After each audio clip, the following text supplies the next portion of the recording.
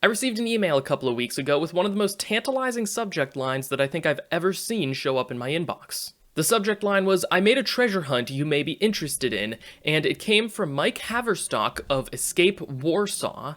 Escape Warsaw is an escape room based in Warsaw, Indiana, who was hoping to open up an escape room in that town. However, due to the effects of the pandemic, they had to put a stop in the plan to open up an escape room, but they didn't stop designing puzzles.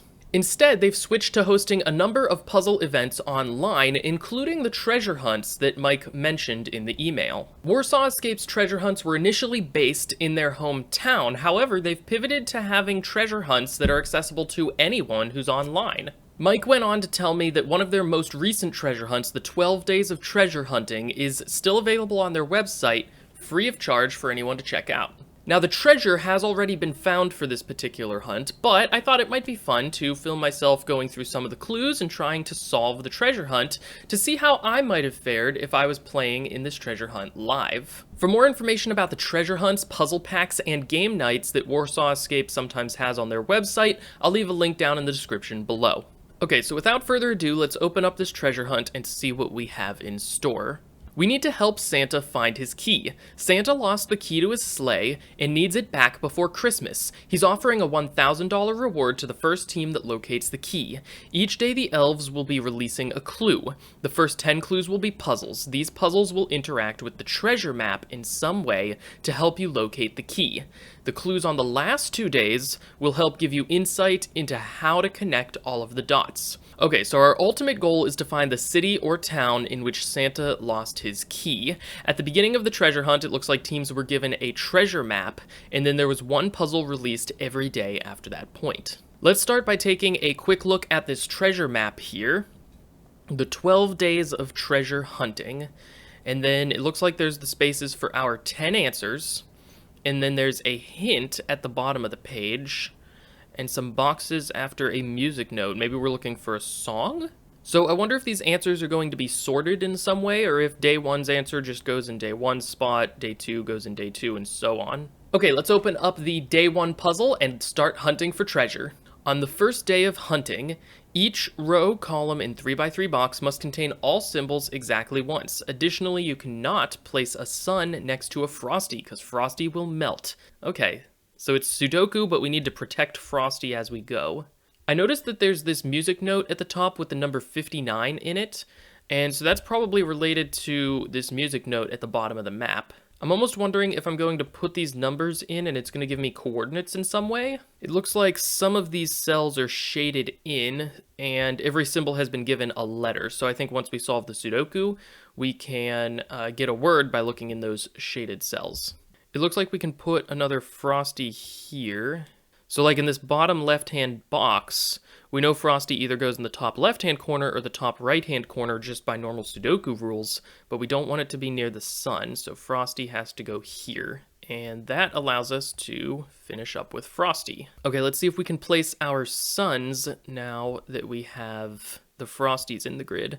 In this upper left-hand box, we know that there can't be a sun in the left or right columns. And we know that it actually can't be in either of these two cells because they're both next to this Frosty here. So the sun, which is letter E, has to go here in this cell. And actually we can go through and probably place most of the suns pretty quickly, I'm guessing. Okay, so we've placed all of our suns, and now I assume the rest of this is going to work like a normal Sudoku because we don't have any special rules for anything besides the sun and the Frosty. Let's take a look at these Santa Claus. It looks like the only Santa that can go in the right box is right here. We have an eye here, which is one of our shaded boxes. We need a cookie in this cell, here, which means a cookie goes here, here. We put in all of our normal cookies. Okay, I'm going to move on to looking at the reindeer, which are letter R. This box, as well as this box, here, and lastly here. I'm going to take a look at these trees. I see I can place one in the top cell here, and that means I can place one in this bottom cell down here, this spot. I also have this spot, and then the last tree goes here. How about the stockings? Letter F. Here, here, here, here, here, here. The last stocking should go here. That's another shaded box. Oh, these boxes could be reading left to right instead of top to bottom? I'm not sure. I'm going to place the rest of the Santa Clauses, though. We have one here, and that means that all of our remaining spaces should be the green light bulbs. Okay, so does this spell something? GS Fit. I'm going to see if this anagrams to anything. Oh, it's gifts. Of course.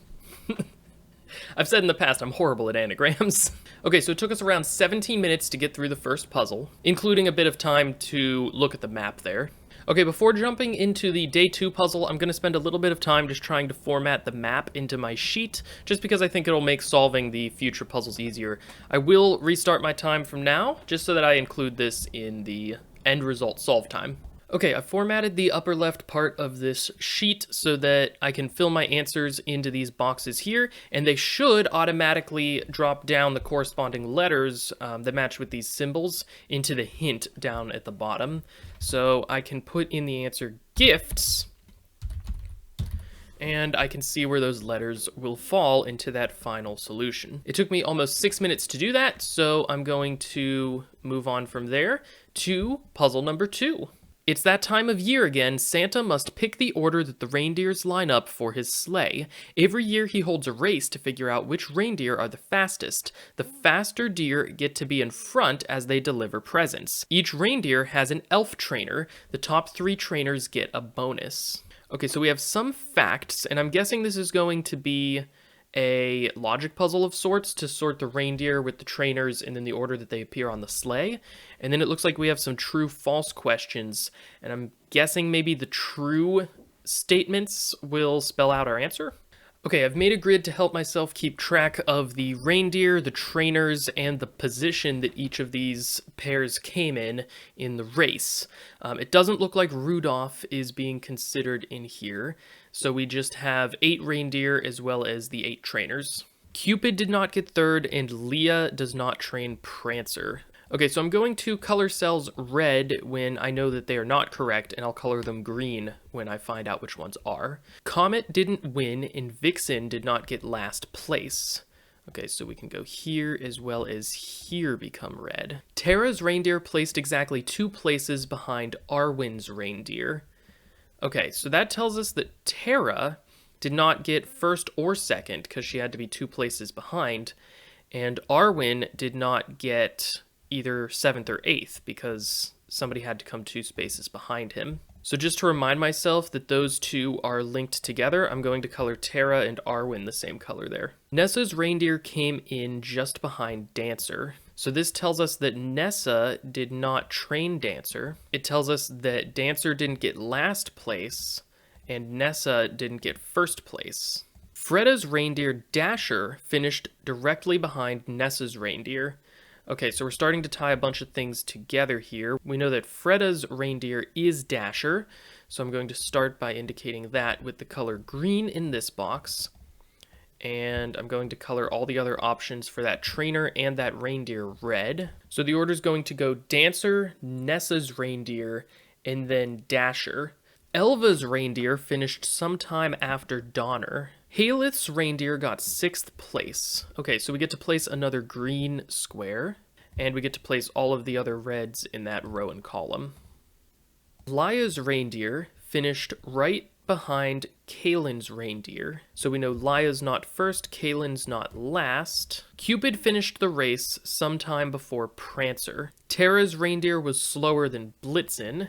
Comet is trained by Kalen. Okay, good, so we get to place another green cell.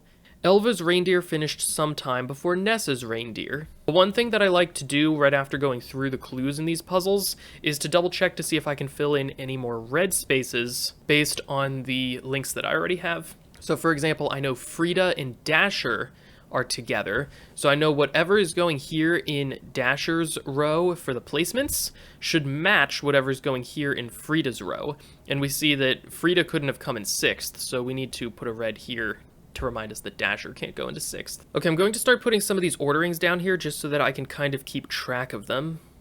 Kalen finished right before Laya, so that's this purple pairing here. So we know Terra was slower than Blitzen, but we don't know by how many spaces, so I'm going to put a question mark there to remind myself that we don't know how many reindeer came between Terra and Blitzen. But we do know that Terra's reindeer was exactly 2 places behind Arwen. So I'm going to put a 1 here to remind me that there's exactly 1 reindeer in between those 2. So we have a bit of a complicated pairing here, only really tied together by Nessa. So what does this get us? Well, we know that Donner has to at least be before Dancer, Nessa, and Frida. So Donner can't be in any of the last 3 positions. Elva could be with Dancer, we're not really sure, but we know that there's at least 1 person before her and 2 after her. Ah, yeah, that'll get some information here. That tells us that Arwen's reindeer got first place. And we know from this pairing that Terra came exactly 2 positions after Arwen, so Terra gets 3rd place. Okay, that looks good. Can I copy anything else now with these additional matches? We need the 1st place column to match Arwen's column. So that's none of these spaces. Okay, if Donner was in 5th place, then Elva would have to be in 6th, and we know that Haleth was in 6th, so that means that Donner wasn't here. If Freda was in 4th place, that would mean Nessa would go right before her in 3rd, but we know Terra was in 3rd. Actually, we do have something interesting here. We know that Kaelin and Laia finished right next to each other, and we know that Nessa and Freda finished right next to each other. But given these 3 placements that we already have, that means one of those pairs had to be in 4th or 5th, and the other pair had to be in 7th or 8th. So that means that the only one that's left that's not involved in one of those pairs goes in the 2nd place spot, and that is Elva. And we know that Donner finished some point before Elva, so Donner gets 1st place, and that means that Donner was trained by Arwen. Because Nessa and Frida are in either 4th or 5th place or 7th and 8th place, and because Dancer comes immediately before them, that means Dancer can only be in 3rd or 6th. I see there's only 1 place that Blitzen could be now. I'm assuming that everything's going to fall apart in one of these 2 placements, putting Dancer, Nessa, and Frida in either 3rd, 4th, or 5th, or 6th, 7th, and 8th, but I'm not quite sure in which order. So I decided to make a copy of the grid down here, and I'm just going to see what happens if I try them in one of those 2 positions. So I'm going to try Dancer in 3rd, Nessa in 4th, and Freda in 5th. And that's a contradiction. Now, can we see why that was the case? Yeah, I can see why that would be the case. So we know Laia either trained Vixen or Cupid. We know that the 8th place person either trained Dasher or Prancer. So the 8th place person and Laia are completely mutually exclusive, which means we can actually remove Laia from being in 8th place, and that should collapse down the rest of the puzzle. Okay, so I think we have successfully filled in this grid here, and now we need to answer these true-false statements on this page. Okay, I have the true-false statements here, and I'm going to record, I guess, the letters that end up being true as well as the ones that end up being false. I'm assuming the true ones are the ones that's going to spell the answer. Neither Kaelin nor Nessa got a bonus. Well, the bonus was given to the top 3 players, so that is true. Prancer got 8th. That's false. Terra's reindeer got last place. That's also false. Prancer finished 2 places behind Comet. And Prancer was in 7th and Comet was in 5th, so that one's true. Cupid did not win. That's true. Blitzen got 2nd. That's true. Laia got a bonus. That's false. So we have 9 true answers and 7 false answers. How long is the answer to this puzzle? It's 8. What? So I'm wondering if I put something in the wrong column here. I see, I read the wrong column here. Prancer finished 2 places behind Comet. Comet got 4th and Prancer got 7th, so that statement is false. So now we have 8 letters on each side. I'm still assuming we want to use the true letters, and I'm assuming we want to unscramble them like we did for the Sudoku puzzle. That spells stocking. So I'm going to put stocking in here. And that gives us even more letters towards our final clue phrase. It took me about an hour, including the formatting of the map puzzle there. So that one took significantly longer than the first one. All right, let's jump into day 3 and see what it has in store for us. On the third day of hunting, entangled encryption.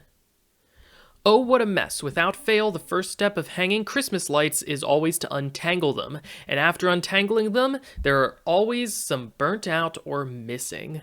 Okay, so it looks like we have these symbols running across the top, and at least some of them are here in the Christmas lights, along with letters. There's always some missing, so maybe we're supposed to match some of these to letters and then find a Christmassy related phrase based on the ones that aren't there. It looks like this strand of lights goes to the O, so those two are related to each other. This one goes to this letter B down here. That one leads us down to this letter R down here. Okay, that leads us over here to this letter E. I see that I already have this one's a letter R, and I also have two letter E's. I'm going to see if I can solve this based on the letter pattern. So I designed a search in the tool CAT, that's QAT, to search for this particular letter pattern, and it only found one solution, frankincense, which is a Christmas word. Frankincense is one of the gifts that the wise men gave to Jesus, so it is related to Christmas. It took me about 10 minutes to solve that puzzle. Let's go on to puzzle 4. On the fourth day of hunting, some shopping list. We still have this musical note in the upper right-hand corner of every puzzle. I should probably be recording that on my treasure map. Mrs. Claus went shopping for Christmas dinner but cannot find her receipt. We know that she spent $41.72 on 6 different items. Can you figure out exactly what she bought? Okay, so this is a bit of a math puzzle to add 6 of these numbers up to get 4172. Okay, so I've made a quick sheet here to help me keep track of these totals. The totals are being automatically calculated down here in these boxes, and I can basically move all of the items between the two columns from right to left, and it should update everything down here. My ultimate goal is to make the left-hand column total to 4172, and the right-hand column total to what's left, which is 5496. So what's going to be the best way to approach this? There's 3 very high-valued items, and so 2 of those are going to have to be together no matter what, and no matter which 2 we put together, they're going to be over the 4172 amount. So one of these high items is going to go in the left column, and the other 2 have to go in the right column. So I think I'll try it with these 2 in the right column first, and I'll leave this one in the left column. Oh, actually, I just noticed, if I put the 33 amount over on the right, then I couldn't pair either of these 20s with it, because that would put me over the amount here. So this is actually the only orientation that these 3 items can go in. Okay, so that's where we're meant to start. And so now I'm only sorting through these 9 items to figure out which of the 2 columns they're going to go in.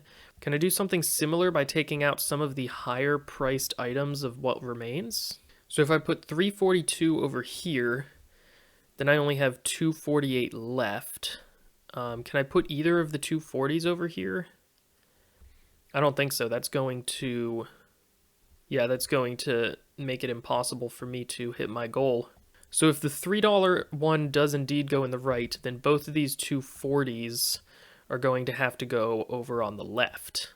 Let's try this next entry. So if I put 189 here, I need essentially 2 things that sum to 95 cents, and I don't have that. So the 189 would have to go there. So now I need 2 things that sum to 171. Can I do that? If I try this one, I need 38 cents, so that doesn't work. If I try this one, I need 44 cents, so that doesn't work. Oh, actually, here we go. These totals do it for us. So that wasn't as bad as I thought it was going to be. These higher valued items really helped to narrow down the possibilities, and then, yeah, it was really just, I took a guess with this 342, but it wouldn't have been too hard to just put it on the other side if I hit a contradiction. So yeah, overall it looks like we've done it here. What letters corresponded to each of these entries? This one is an I, H, C, Y, L, and an L. So this spells chili, and I'm going to put in the answer chili. It took me about 9 minutes to solve that puzzle.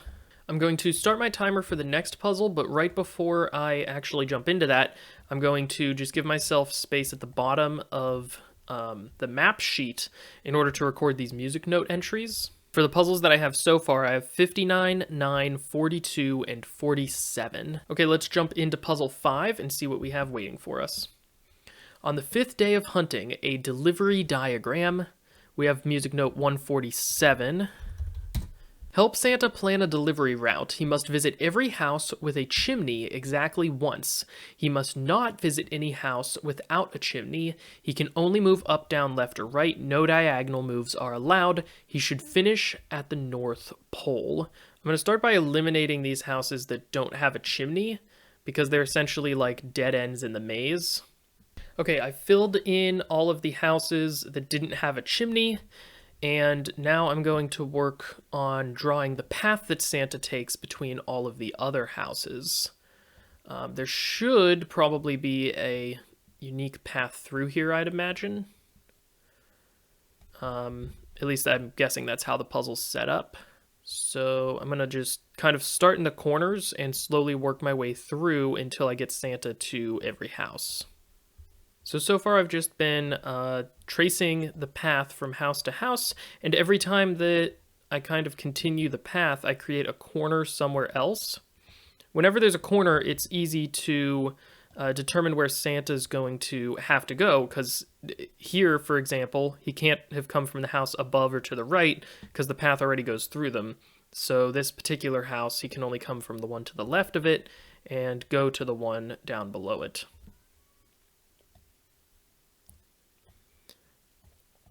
I'm thinking that once I finish this path, I'm just going to read off the letters in the order that Santa sees them as he goes to the houses.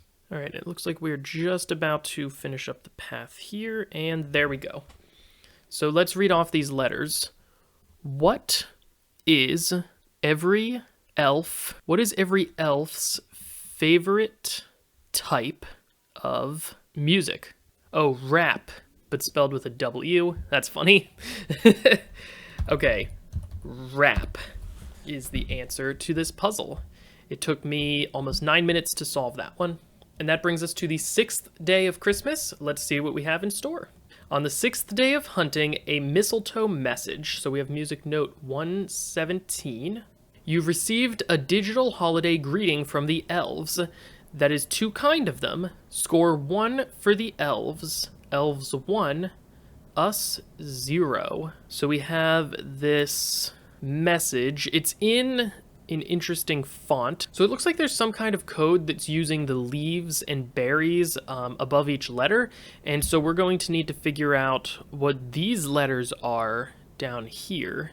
The H on the left side of the screen here and the A on the right are very similar. They both have a single leaf, and they're very similar characters as well. The A just has an additional line here. So I guess I'm wondering, does tilting the leaf matter? Like this leaf is tilted, whereas the H's leaf is kind of straight up and down? Or is it putting the berries on that somehow removes the top of the letter A? Is this last letter in the final message an H?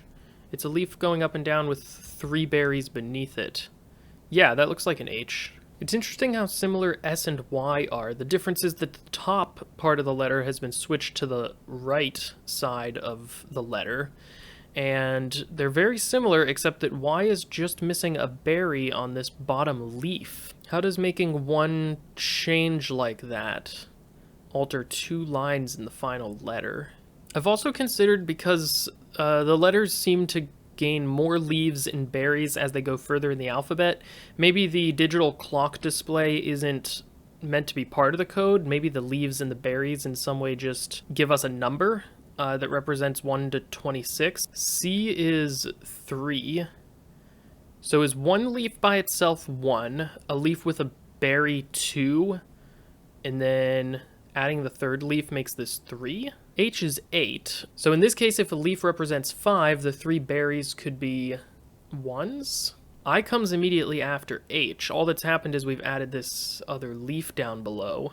So it looks like what we might be doing is, for an odd number, we add a leaf. For an even number, we add a berry. So like this is A with just a single leaf. I think B is a single leaf with a berry. And then C is a single leaf with a berry and then another leaf. So for D, do we just have a leaf with 2 berries?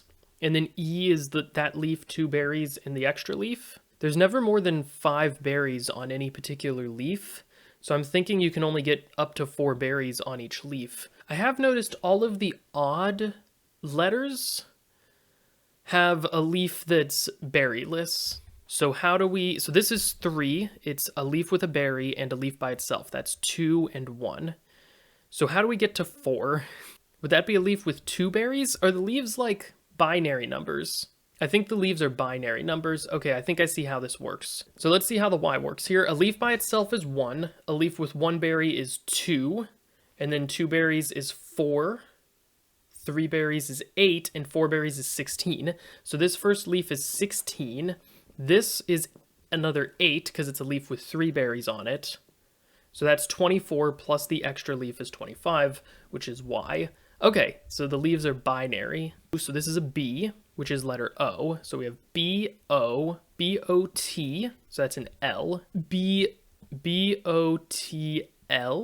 Oh, sorry, this third leaf was 21, so that's a U. B-O-U-L. B-O-U-L-H. Oh, I'm sorry, I did this leaf wrong. 2 berries is a 4, 1 is a 2, and so this adds up to 7. So this is a G. So that spells bough, which is a branch of a tree. I'm guessing that's the correct answer. So we have B-O-U-G-H.